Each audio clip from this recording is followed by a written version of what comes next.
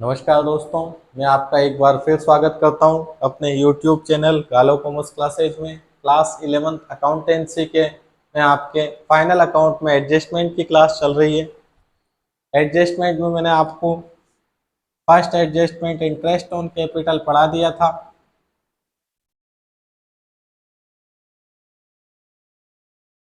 Second interest on drawings वो भी पढ़ा दिया था। थर्ड एडजस्टमेंट जो है आउटस्टैंडिंग या अक्रूड एक्सपेंसेस, जिसे अदत्त या उपार्जित व्यय कहते हैं, ये भी मैं आपको पढ़ा चुका था। बच्चों, अब हमारा नेक्स्ट टॉपिक हम नेक्स्ट एडजस्टमेंट स्टार्ट कर रहे हैं। इसका नाम है प्रीपेड एक्सपेंसेस।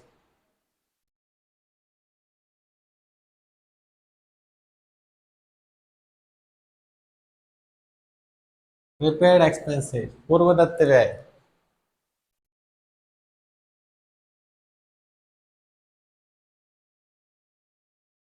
बच्चों, कल हमने पढ़ा था आउटस्टैंडिंग एक्सपेंसेस, अदत्त व्यय मतलब नहीं दिए तो हमें देने, इसलिए हमारी लायबिलिटीज है और वो क्रेडिट है। अब हम पढ़ रहे हैं पूर्व दत्त व्यय, प्रीपेड एक्सपेंसेस, जो हमने एडवांस पहले से ही दे दिए। तो अगर हमने किसी को पहले से एडवांस दे रखा है तो उसकी जिम्मेदारी है वो काम करेगा। तो हमारे बिजनेस ने तो दे रखा है ना, तो हमारे लिए तो एसेट्स हो गई। आप किसी को एडवांस पैसे दे के आ जाते हो तो उसको सामने वाले को वो काम करना है, और नहीं करना तो हमारे आप दोबारा पैसे देने की जरूरत नहीं। हमारी प्रॉपर्टी उसके पास पड़ी हुई है, या तो वो काम करेगा वरना हमें पैसे देगा। तो आउटस्टैंडिंग में तो अदत्त नहीं दिए तो हमें देने पड़ेंगे, इसलिए जिम्मेदारी थी। प्रीपेड का मतलब क्या है? पहले से ही दे रखे हमने एडवांस, तो वो हमारी एसेट्स हो जाएगी।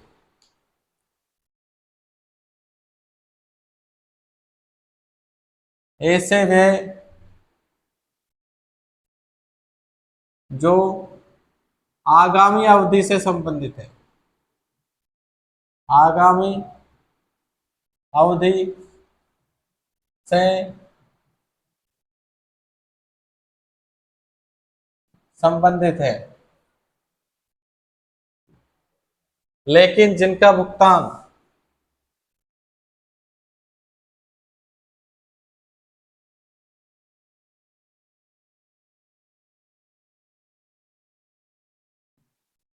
चालू वर्ष में ही कर दिया गया है।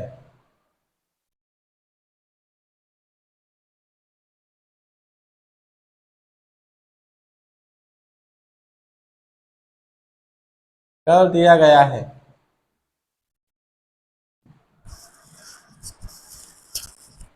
पूर्वदत्त व्यय कहलाते हैं।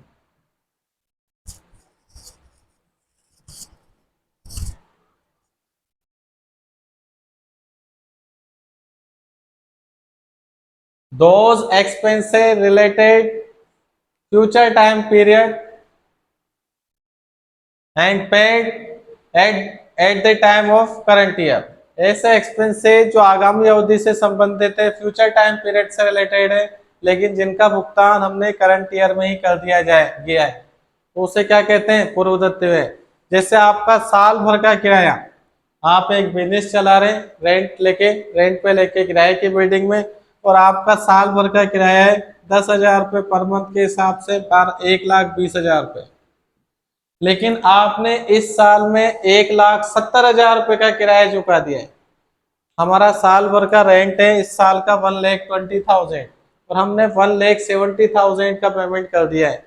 तो आपने 50,000 रुपये ज्यादा का पेमेंट कर दिया है, अगले साल के 50,000 रुपये चुका दिए, एडवांस दे दिया आपने उसको। तो नेक्स्ट ईयर जब आपका साल भर का किराया 1,20 होगा, जिसमें से 70,000 रुपये आपको कम देने, क्योंकि ऑलरेडी आपने तो एडवांस जमा करा रखा है, तो वो क्या है, वो कम देने पड़ेंगे। अब आपको कम देने पड़ रहे हैं तो आपकी क्या होगी? प्रॉपर्टी होगी, एसेट्स हो गई। साल भर का किराया 1,20,000 रुपये है, मान लो आपने 2,40,000 रुपये जमा करा दिया इस साल, तो इस साल तो आप रहेंगे ही सही, इस साल के तो 1,20,000 ही थे। नेक्स्ट ईयर के 1,20,000 भी आपने जमा करा दिए, तो अगले साल आपको उसकी प्रॉपर्टी काम में तो लेनी है, लेकिन 1 रुपया भी किराया नहीं चुकाया। 1 रुपया भी देने की जरूरत नहीं है, क्योंकि हमने ऑलरेडी पहले से एडवांस दे रखा था।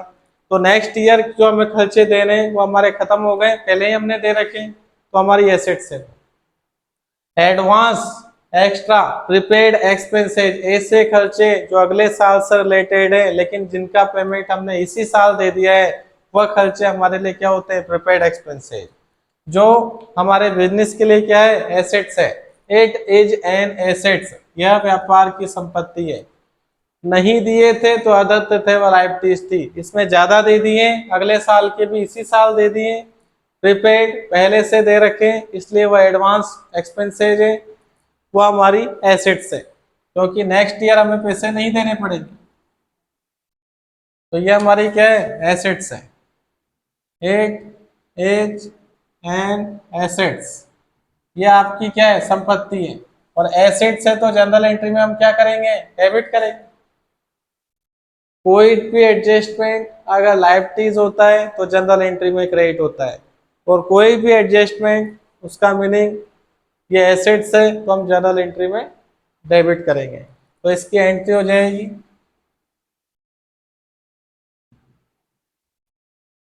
Prepaid expenses account debit to expenses account. कोई सा भी एक्सपेंसेज हो सकता है, रेंट हो तो prepaid rent account debit to rent, salary हो prepaid salary account debit to salary, commission हो prepaid commission account debit to commission, जो भी प्रीपेड कर रखा है। पी&एल अकाउंट की हम बात करें क्योंकि पी&एल अकाउंट का ही खर्चा है ये।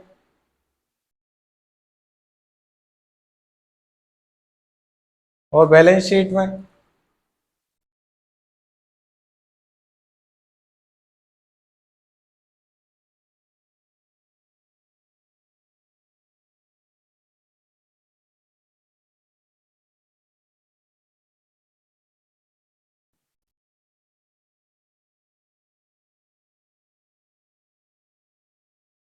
मैंने आपसे कह ही रखा है कि ये एक एसेट्स है तो प्रीपेड एक्सपेंसेज बैलेंस शीट में एसेट साइड में आ जाएगा।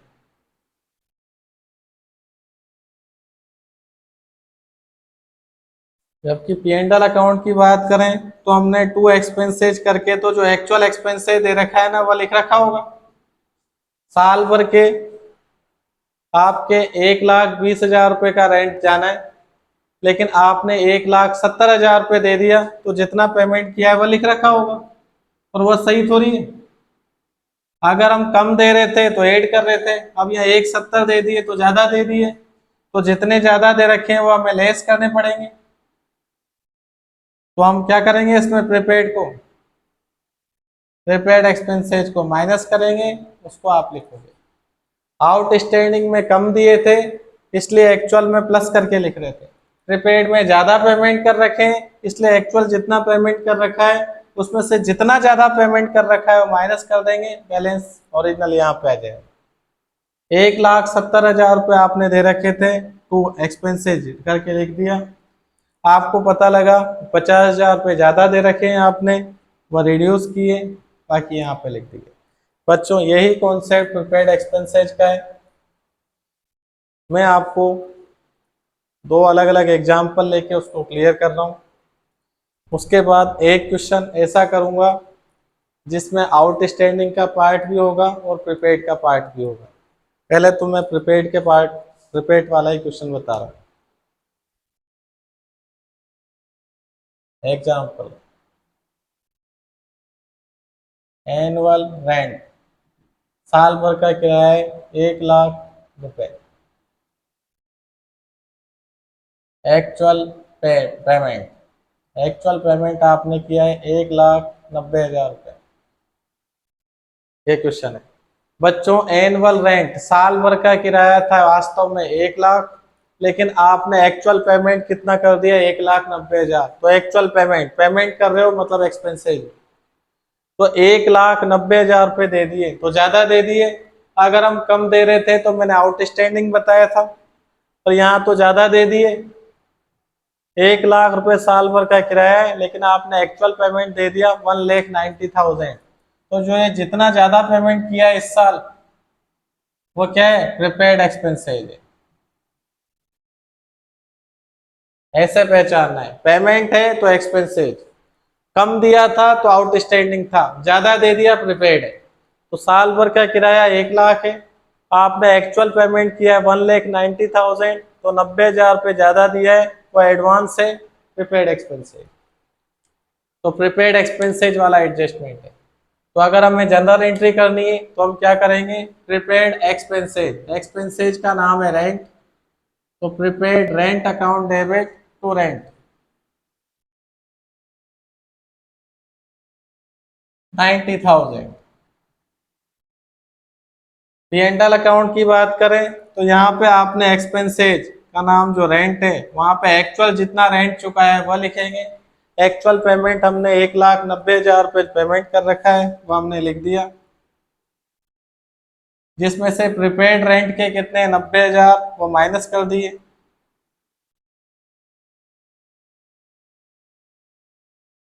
1,00,000 रुपये आ गया। इस तरह से एडजस्टमेंट होता है। बैलेंस शीट की बात करें तो मैंने कह रखा है पहले ही ये पूरी एसेट्स है, तो प्रीपेड एक्सपेंसेस जितना भी होगा पूरा का पूरा हमें एसेट साइड में लिख देना है 90,000। इतना सा कॉन्सेप्ट है,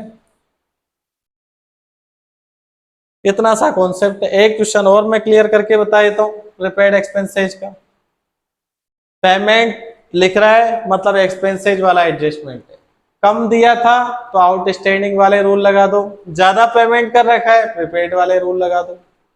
साल भर का किराया है 1,00,000, आपने एक्चुअल पेमेंट किया है 1,90,000, तो 90,000 रुपये ज्यादा दिया है, प्रीपेड एक्सपेंसेज है, प्रीपेड एक्सपेंसेज के रूल लगा दो। प्रीपेड एक्सपेंसेज एसेट्स है इसलिए डेबिट होगा, बैलेंस शीट में एसेट साइड में आएगा। प्रीपेड एक्सपेंसेज में आपने ज्यादा पेमेंट कर रखा है तो जितना ज्यादा कर रखा है माइनस कर देंगे। बस इतनी सी बात है, कोई बड़ी बात नहीं। एक एग्जांपल और ले लेते हैं।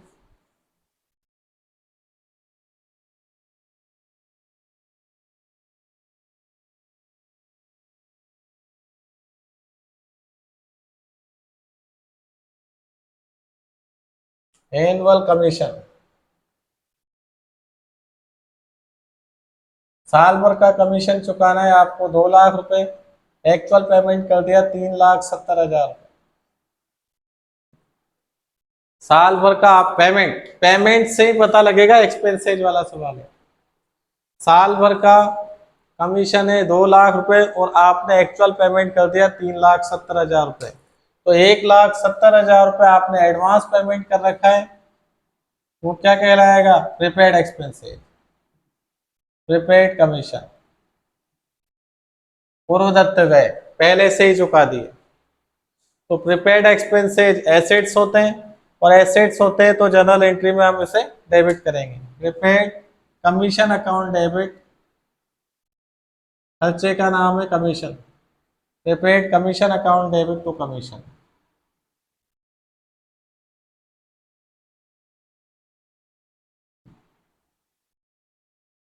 ये बिजनेस के लिए एसेट्स होते हैं, तो एसेट्स होते हैं तो बैलेंस शीट में एसेट साइड में आ जाएंगे। प्रीपेड कमीशन,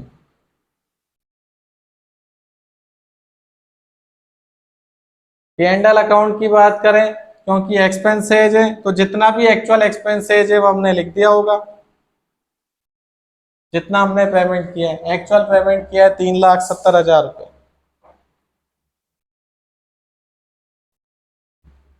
एडवांस जितना पेमेंट किया है वो हमने लिख दिया होगा, जिसमें से टोटल जितना पेमेंट है एक्चुअल पेमेंट लिख दिया, इसमें से जितना भी एडवांस पेमेंट है 1,70,000 रुपए उसे माइनस कर देंगे।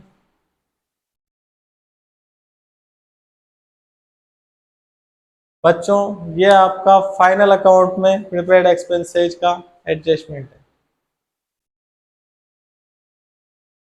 जनरल एंट्रीज तो मैं आपको ऐसे ही बता रहा हूँ, हालांकि कोई भी एडजस्टमेंट एसेट्स या लायबिलिटीज होता है तो उसकी नेक्स्ट ईयर की एंट्री भी होती है। मैं आपको केवल सिंपल एंट्री और फाइनल अकाउंट में एडजस्टमेंट बता रहा हूँ। कभी भी कोई एंट्री नेक्स्ट ईयर में ट्रांसफर होती है तो उसमें कुछ ज़्यादा बड़ी बात नहीं है, केवल रिवर्स एंट्री होती है, तो इतनी बड़ी चीज़ नहीं है।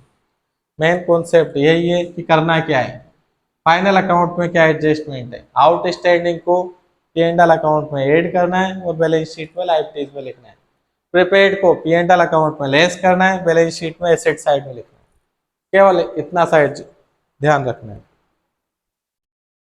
बच्चों। अब मैं एक क्वेश्चन ऐसा ले रहा हूं जिसमें एडजस्टमेंट नंबर 3 भी आएगा आउटस्टैंडिंग एक्सपेंसेस का, और एडजस्टमेंट नंबर 4 भी आएगा प्रीपेड एक्सपेंसेस का।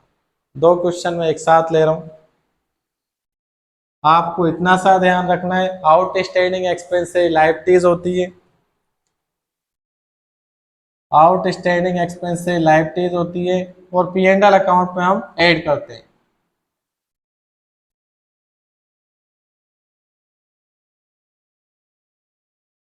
Balance sheet, P and L account, outstanding expenses liabilities होती है और पी एंड एल अकाउंट में हमें प्लस करना है। शॉर्ट टेक्निक है, mathematical formula. Prepaid expenses, prepaid expenses assets होती है और बैलेंस शीट में पी एंड एल अकाउंट में माइनस करना है। यही तो किया है। प्रीपेड एक्सपेंसेज एसेट्स होती है, हमने एसेट्स में लिख दिया, और पी एंड एल अकाउंट में माइनस होता है, हमने माइनस कर दिया। इतना सा याद रखना। और कल मैंने आपको पढ़ाया था आउटस्टैंडिंग एक्सपेंसेज तो लायबिलिटीज होती है, बैलेंस शीट में लायबिलिटीज में लिखा था, और ए प्लस लिख रहा है तो पी एंड एल अकाउंट में प्लस करके लिखा था। ये फॉर्मूला याद रखो, रूल याद रखने की जरूरत नहीं। मैं आपको एडजस्टमेंट नंबर 3, 4, 5 और 6 चारों पढ़ा दूंगा, उसके बाद एक फॉर्मूला बताऊंगा आपको। उस फॉर्मूले को पढ़ लेना, चारों एडजस्टमेंट हो जाएंगे। और बच्चों वो फॉर्मूला अप्लाई करने के लिए पहले पढ़ना तो पड़ेगा ना। अभी ये दो एडजस्टमेंट पढ़ लिए, उसको फॉर्मूले में एप्लीकेट कर दिया मैंने। आउटस्टैंडिंग वाला सवाल आ जाए, बैलेंस शीट में लायबिलिटीज में और पी एंड एल में प्लस कर देना। प्रीपेड एक्सपेंसेज वाला सवाल आ जाए, ज्यादा दे रखे हैं तो प्रीपेड एक्सपेंसेज वाला ये फॉर्मूला लगा लो, पी एंड एल में माइनस करना है, बैलेंस शीट में एसेट्स में लिखना है। इतना सा रूल है, ये सारे रूल लिख दिए मैंने। अभी क्वेश्चन करते हैं, इस फॉर्मूला अप्लाई करना है, डायरेक्ट सोल्व हो जाएगा। कोई भी एडजस्टमेंट लायबिलिटीज है तो जनरल एंट्री में क्रेडिट होगा, कोई भी एडजस्टमेंट अगर एसेट्स है तो जनरल एंट्री में डेबिट होगा। जनरल के कॉन्सेप्ट भी क्लियर इस फॉर्मूले से। तो ऐसे ऐसे फॉर्मूले भी मैंने बना रखे हैं, वो अप्लाई करके बताऊंगा आपको।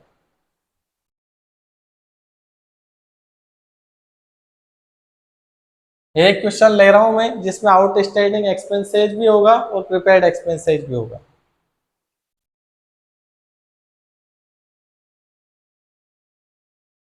एनुअल रेंट, साल भर का किराया 1 लाख रुपए, और एक्चुअल पेमेंट किया है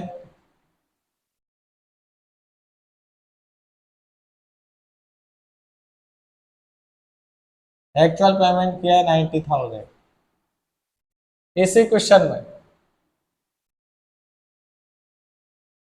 एनुअल इंटरेस्ट, इंटरेस्ट की जगह सैलरी कर देता हूँ, एनुअल सैलरी 2 लाख रुपए, और एक्चुअल पेमेंट कर दिया 3 लाख, 3 लाख रुपए।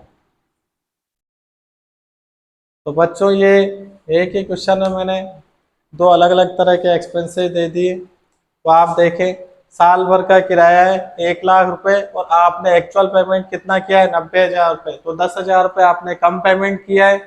10,000 रुपए आपने जो कम पेमेंट किया है वो क्या हो जाएगा, आउटस्टैंडिंग, आउटस्टैंडिंग रेंट हो जाएगा 10,000 रुपए। तो आउटस्टैंडिंग वाला 3rd नंबर का एडजस्टमेंट है। नेक्स्ट, सैलरी में साल भर की सैलरी 2 लाख है, एक्चुअल पेमेंट आपने 3 लाख रुपए किया है, तो 1 लाख रुपए आपने ज्यादा पेमेंट किया है, तो ये क्या है, प्रीपेड एक्सपेंस है, प्रीपेड सैलरी।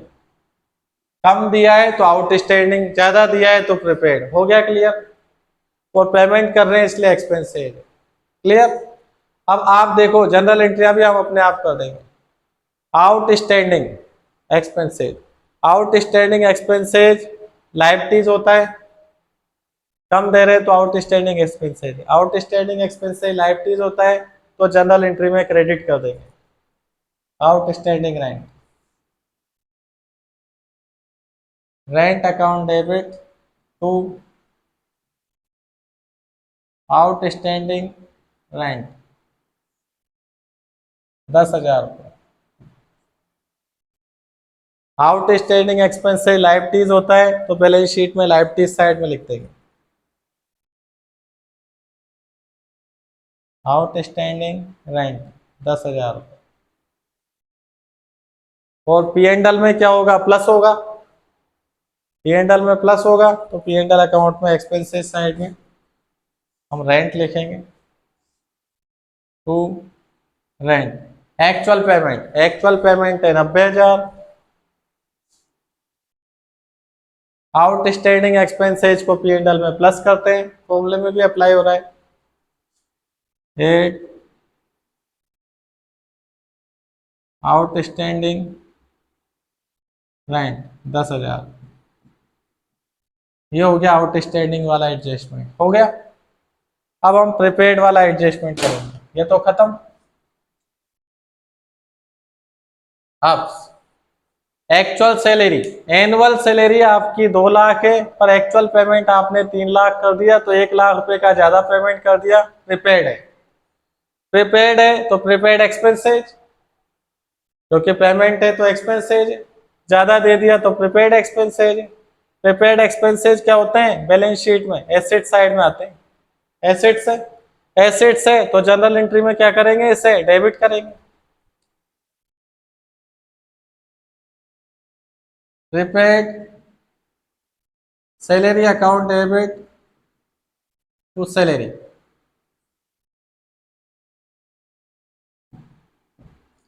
मैंने आपसे पहले ही कहा है कि एसेट्स है प्रीपेड एक्सपेंसेज, एसेट्स है तो बैलेंस शीट में एसेट साइड में लिख देंगे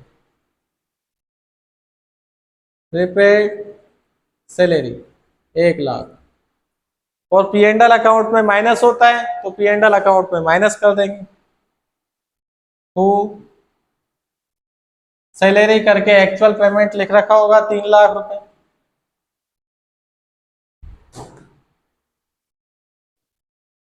ठीक है, पी एंड एल अकाउंट में माइनस होता है तो जितना भी प्रीपेड सैलरी है उसे माइनस कर देंगे।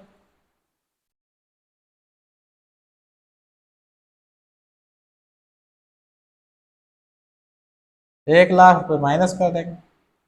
आउटस्टैंडिंग प्लस होता है, प्रीपेड माइनस होता है। आउटस्टैंडिंग एक्सपेंसेस लायबिलिटीज होते हैं, प्रीपेड एक्सपेंसेस एसेट्स होते हैं। जो एसेट्स होगा जनरल एंट्री में डेबिट करेंगे, जो लायबिलिटीज होगा जनरल एंट्री में क्रेडिट करेंगे। ये आउटस्टैंडिंग और अक्रूड एक्सपेंसेस के कॉन्सेप्ट है। बच्चों आज आपको ज़्यादा अच्छा लगा होगा इस फॉर्मूले के अकॉर्डिंग। आज की क्लास को हम यहीं कंप्लीट कर रहे हैं। कल नेक्स्ट क्लास में दोबारा मिलेंगे जिसमें आउटस्टैंडिंग और अक्रूड, अभी हमने एक्सपेंसेस पढ़े। नेक्स्ट वीडियो में आउटस्टैंडिंग और अक्रूड एंड प्रीपेड इनकम पढ़ेंगे। ठीक है बच्चों, नेक्स्ट क्लास में फिर मिलते हैं, तब तक के लिए जय हिंद जय भारत।